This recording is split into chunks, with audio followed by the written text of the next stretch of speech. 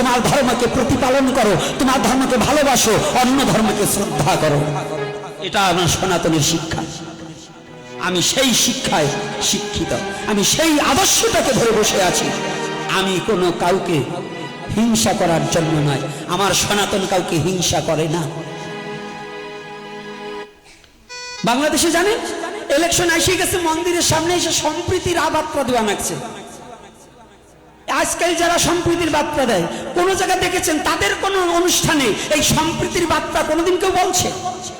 খালি হিন্দুদের পূজা মণ্ডপে এসে সম্প্রীতি সম্প্রীতি দেখায়, আসলে মুখে যা বলে কাজে তা করে না।